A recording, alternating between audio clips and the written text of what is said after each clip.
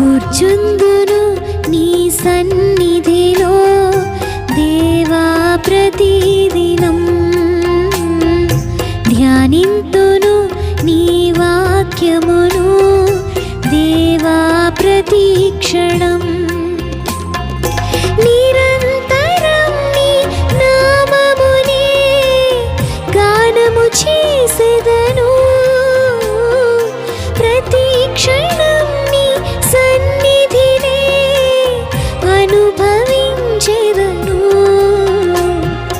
కూర్చుందును నీ సన్నిధిలో దేవా ప్రతిదినం,